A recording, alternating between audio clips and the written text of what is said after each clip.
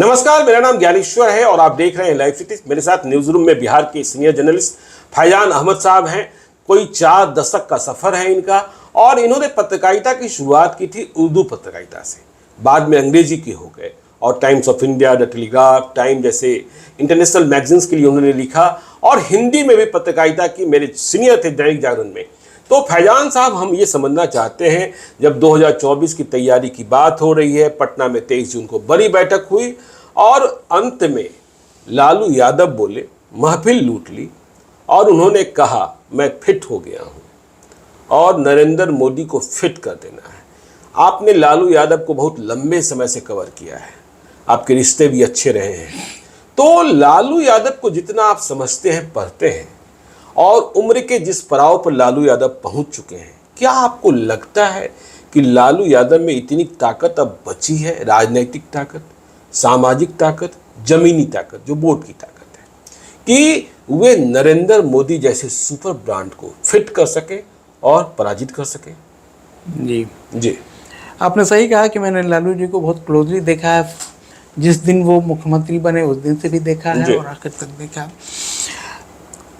ये भी सही है कि वो इस तरह की जो महफिल होती है या जो मीटिंग्स होती हैं, तो उसमें वो कुछ ऐसी बातें कहते हैं जिससे कि सारा फोकस और अटेंशन उनकी तरफ चला जाता है और वही शायद उनकी बात लीड बन जाती है, अखबारों में लीड बन जाती है। तो इस मरतबा भी जैसे उन्होंने आखिरी में ये एक बात कही जो आप कह रहे हैं कि मैं फिट हूँ और नरेंद्र मोदी को फिट कर दूंगा, और या उन्होंने राहुल गांधी को कहा कि शादी करो, हम लोग बारात बन के चलेंगे। उसके भी अलग अलग इंटरप्रिटेशन होते हैं कि शादी का मतलब क्या है, बारात का मतलब क्या है यहाँ पर।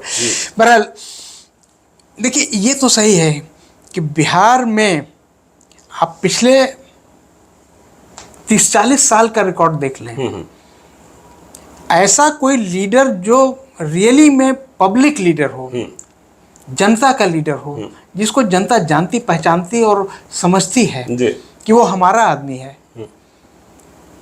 उसका नाम लालू यादव है। लालू यादव है, चाहे आप विरोधी रहिए चाहे समर्थक। हाँ, ये तो मानना पड़ेगा, क्योंकि पिछले 40 साल में उनके जैसा कोई लीडर अभी तक नहीं, मास लीडर कर्पूरी ठाकुर के बाद, कर्पूरी ठाकुर की बात, हाँ आप कह सकते हैं। तो ये उनकी अपनी ताकत है और जनता में उनकी पहचान है कि वो इस तरह की बात कहते हैं। तो ये ताकत तो बिहार में है ना? बिहार में है, लेकिन चुनाव तो देश का है। चुनाव देश का है, लेकिन फिर भी अभी फोकस बिहार है जी। हालांकि बिहार में सिर्फ 40 सीटें हैं, 80 सीटें तो यूपी में हैं जी, लेकिन फिर भी फोकस बिहार है। और उसकी वजह शायद ये है कि अभी बिहार में एक एंटी बीजेपी गवर्नमेंट है जी, बन गई है जी। एक एंटी बीजेपी गवर्नमेंट बन गई है और यहाँ इस तरह का एक माहौल पैदा हुआ है कि बीजेपी को हराने के लिए सभी अपोजिशन पार्टियों को, नेशनल पूरे देश की, उनको यहाँ जमा किया गया और उनके थ्रू एक ये मैसेज दिया गया है। और मैसेज देखिए सही, मतलब जो तीर जो है वो निशाने पे पड़ा है। तभी तो बीजेपी के लोग जो है इस तरह के बयान दे रहे हैं उसके खिलाफ में, चाहे जिस तरह के रिएक्शंस आ रहे हैं बीजेपी के लीडर्स को, वो लोग इन लोगों ने इसको नोटिस लिया है कि जो बिहार में जो प्रोसेस चला है वो कहीं ना कहीं उनको नुकसान पहुंचा सकता है। इसलिए अब बात आपने कही, लालू यादव की बात हम कर रहे थे, उन्होंने देवगौड़ा को ही बना दिया, गुजराल को ही बना दिया। वो वक्त ऐसा भी था जब लालू जी को पीएम मेकर कहा जाता था या किंग मेकर कहा जाता था उनको, और उन्होंने दिखाया भी। उन्होंने 2 बार ऐसे हुआ कि भाई देवगौड़ा भी प्राइम मिनिस्टर हुए उस जमाने में, और उसके बाद आके गुजराल भी प्राइम मिनिस्टर हुए। गुजराल साहब तो बिल्कुल पटना के होके रह गए थे, बिल्कुल। फिर प्राइम मिनिस्टर जब बने थे उससे पहले वो पटना के हो गए थे, हो गया था जी हाँ। और उनका एड्रेस सब्जी बाग हुआ करता जी, बिल्कुल। बहरहाल वो भी हालात अब बदल चुके हैं जी। पिछले 8 सालों से केंद्र में जो एक मजबूत सरकार है, 9 साल से, हाँ 9 साल से जी, 9 साल से जो एक मजबूत सरकार है, और 4 साल से तो बहुत मजबूत सरकार है जी, उसको अपोजिशन किस तरह टैकल करेगा, उसको किस तरह से चैलेंज करेगा और उसको उसका मुकाबला किस तरह से करेगा, ये अभी बातें चल रही हैं। शायद 10-12 को जो जुलाई को जो शिमला में जो मीटिंग होने वाली है, तो ये शिमला में मीटिंग में क्या निकल कर आता है और क्या स्ट्रेटेजी बनती है, उस पर ही बहुत कुछ डिपेंड करेगा। लेकिन फिर भी जहाँ तक बिहार की हम बात करें तो लालू जी तो एक फोर्स हैं और मुझे लगता है कि जो उन्होंने कहा कि मेरी हेल्थ अब ठीक हो रही है, और हाँ ममता जी ने भी कहा कि अभी बहुत तगड़ा है। नहीं, बहुत तगड़ा है जी। हाँ, बहुत तगड़ा है लालू जी, बहुत तगड़ा है, ये उन्होंने कहा। लेकिन आप ये समझते हैं सर, क्या वो तगड़ा होना, फिट कह देना, किडनी ट्रांसप्लांट कराने के बाद कितने वो क्षेत्रों में जा पाएंगे? बहुत सारी बंदिशें नहीं जा पाएंगे, नहीं जा पाएंगे, क्योंकि अब उनके साथ बहुत ही मजबूरियां हैं हेल्थ की वजह से, और ख़ासतौर से किडनी ट्रांसप्लांट की वजह से वो बहुत ज़्यादा नहीं जा सकते हैं, कहीं लोगों से बहुत ज़्यादा नहीं मिल सकते हैं। वो जिस पब्लिक के बीच में वो घुस करके वहाँ जा कर के लोगों से मिलते थे, बात करते थे, अब वो नहीं कर सकते हैं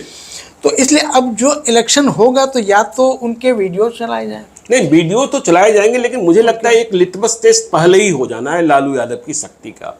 ठीक है, आपने कहा बिहार में वे सबसे प्रभावशाली हैं, अपने नीतीश कुमार भी उनके साथ हैं, लेकिन यूपी जहां से 80 सीटें जी और 62 पर बीजेपी का कब्जा है जी, तो वहां अखिलेश यादव आ तो गए मीटिंग में। अखिलेश यादव के परिवार के साथ लालू यादव के परिवार की रिश्तेदारी भी है, लेकिन अखिलेश यादव मतलब समाजवादी पार्टी से कांग्रेस की तनातनी कैसी है यह भी आप समझते हैं। 2005 में 105 सीटें कांग्रेस को दे दी गई थी लड़ने के लिए, लेकिन हश्र क्या हुआ, समाजवादी पार्टी को लगता है बड़ी भूल थी। तो क्या लालू यादव, जैसा आपने कहा कि इंद्र कुमार गुजराल, देवगौड़ा, क्या इस लिटमस टेस्ट में पास हो पाएंगे कि वो कांग्रेस को और समाजवादी पार्टी को उत्तर प्रदेश में एक प्लेटफॉर्म पर ला देंगे? क्योंकि अब तो मुलायम सिंह यादव भी नहीं रहे, तो मुखिया तो माने ही जा सकते हैं लालू यादव। तो ये एक बड़ी चुनौती तो है, और सारे फैसले अखिलेश यादव को ही लेने हैं। हाँ, अखिलेश यादव को ही लेने हैं, और कहा जाता है कि दिल्ली की राह जो है उत्तर प्रदेश होकर गुजरती है। बिल्कुल सही जी। अब देखिए, जहाँ तक उत्तर प्रदेश का मामला है तो उसमें जो आपने कहा कि समाजवादी पार्टी और कांग्रेस में तनातनी है जी, अभी भी है।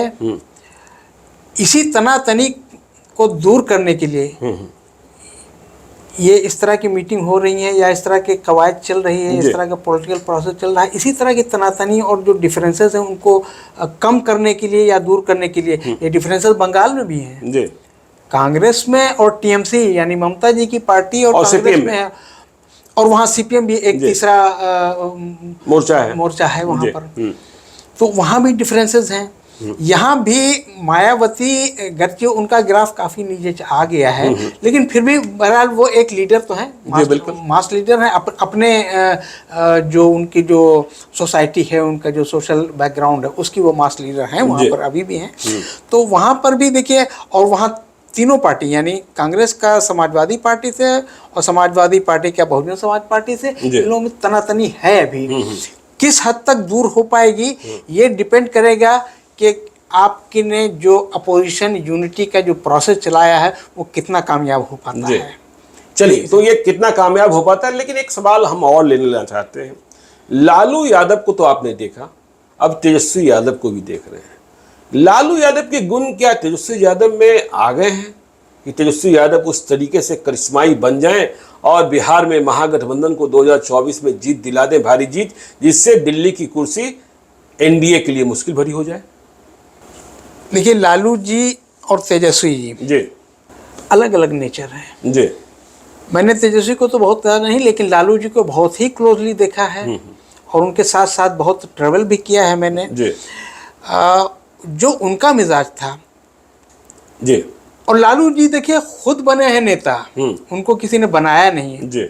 उनके पिताजी तो कोई छोटी मोटी कहीं नौकरी कर रहे होंगे या खेत में काम कर रहे होंगे, वो थे, लेकिन लालू जी जो कुछ भी बने वो खुद से बने हैं, और आज उनकी जो पोजीशन है वो उसके लिए खुद उन्होंने अब मेहनत करके अपने को बनाया है। लेकिन तेजस्वी जी के साथ दूसरा मामला है। बहरहाल तेजस्वी जी एक ऐसे पॉलिटिशियन हैं इंडिया में यूनिक, जिनके माता और पिता दोनों चीफ मिनिस्टर रहे हैं बिहार के, तो ये है। और उसके बाद वो जब तक उनकी मतलब ज़्यादा वक्त उनका उसी में गुजरा, वो क्योंकि वो 15 साल जो 15 साल लालू जी का और राबड़ी का जो मुख्यमंत्री का रहा है वो 15 साल उसी में वो पले बढ़े हैं, आगे बढ़े हैं। उन्होंने वो माहौल भी देखा है, संघर्ष नहीं देखा है, संघर्ष नहीं देखा है। उनको जो कुछ भी मिला है वो मतलब गोल्डन स्पून प्लेट पर उनको मिल गया, परोसा हुआ मिला है। अब इसमें भी उनका भी एक लिटमस टेस्ट होगा कि वो किस हद तक कामयाब होते हैं अपने को एक लीडर, मजबूत लीडर, एक मास लीडर बनाने में। और मुझे लगता है कि शायद अब वो पिछले 2-3 सालों से इसी राह पर चल रहे हैं और कोशिश कर रहे हैं कि वो मास लीडर बने। जी, मैच्योरिटी आ रही है, आपका मैच्योरिटी आ रही है उनमें, और बातचीत में भी, और उनके जो बिहेवियर में भी, और जो उनका जो राजनीतिक जो सफ़र है, मुझे लगता है कि अब आगे उनके लिए अच्छा ही होगी, अच्छा ही होगा। लेकिन एक और आखिरी सवाल ले लेते हैं। आरजेडी के बारे में कहा जाता है माई समीकरण, मुस्लिम यादव, यह पार्टी इससे आगे क्यों नहीं बढ़ पा रही है, और जब आगे नहीं बढ़ेगी तो एनडीए और बीजेपी को चुनौती कैसे देगी? माई समीकरण ने एक बड़ी चुनौती तो दी है जी पिछले 30 सालों में। और हालांकि देखिए, अब ये लोग कहते हैं कि हमारी पार्टी A to Z हो गई, या सब सारी कास्ट के उसमें आ गए हैं जी, लेकिन फिर भी जो MY फैक्टर हो सकता है कि अभी तेजस्वी का बहुत फोकस उस पर नहीं हो, MY पर जी, लेकिन ये फैक्ट है कि MY उनकी रीढ़ की हड्डी है, रीढ़ की हड्डी है। और ये MY कोई मामूली वो ताकत नहीं है। अच्छा, ये लगभग 30 से 32% है। टोटल वोट का 30 से 32% है ये MY। जी, लेकिन नीतीश कुमार तो कहते हैं कि जब मैं एनडीए में रहता हूं, एनडीए के साथ होता हूं और लोकसभा चुनाव होते हैं तो हमारे यादव जीत जाते हैं, उनके यादव हार जाते हैं। उदाहरण भी हैं, शरद यादव चुनाव हार गए, दिनेश चंद्र यादव चुनाव जीत गए, जयप्रकाश यादव चुनाव हार गए, गिरधारी यादव चुनाव जीत गए। ऐसा कैसे हो जाता है कि जब नीतीश जी उधर होते हैं तो यादव बाहुल्य क्षेत्र में भी एनडीए ही जीत जाती है? नहीं, हम इसको नीतीश जी के उस कैंप या इस कैंप से हम उसको नहीं जोड़ते हैं, लेकिन इसमें कुछ हालात तो बदले हैं। हालात इस तरह बदले हैं कि यादव का एक सर्टेन रेशियो, सर्टेन परसेंटेज वो बीजेपी की तरफ गया है। जी हाँ, बीजेपी की तरफ गया है, इसमें कोई शक नहीं है। और यही नहीं, शहाबुद्दीन जब जिंदा थे तो उन्होंने खुद हमको ये बात कही थी कि मेरे चुनाव में यादव हमको वोट नहीं देते हैं। सिवान के हालात तो दूसरे ही थे ना, दूसरे थे, लेकिन ऐसा सुनने में भी आया कि कई जगह ऐसा हुआ कि जहाँ जहाँ खासतौर से मुस्लिम कैंडिडेट थे उनके आरजेडी के, उनको यादवों ने वोट नहीं दिया। बहरहाल ये अलग एक बहस का मौजू है। लेकिन जहाँ तक हम कह रहे थे कि ये एक मजबूत तो अलायंस बनता है MY। 32% कोई मामूली वोट नहीं है। अगर इसमें कुछ यादव अगर बीजेपी की तरफ चले भी गए हैं तो मैं आपको एक बात ये बात कहना चाहता हूं कि मुसलमान अगर इधर उधर कहीं छटका था तो वो फिर वापस आ गया है, वो वापस आ गया है। चलिए, तो आपने समझा, फैजान अहमद साहब के अनुभवों से समझा कि 2024 में क्या माहौल बन सकता है, लालू यादव कितने फिट हैं, लालू यादव कितनी चुनौती दे सकते हैं और नहीं दे सकते हैं, दोनों बातों को आपने समझा है। तो आप देखते रहिए लाइव सिटीज को। यदि अब तक आपने हमारे यूट्यूब चैनल लाइव सिटी को सब्सक्राइब नहीं किया है तो जरूर कर लीजिएगा, और यदि इस वीडियो को आप फेसबुक पेज के माध्यम से देखें तो पेज को लाइक कीजिएगा, ट्विटर पर भी हमें फॉलो कीजिए। धन्यवाद।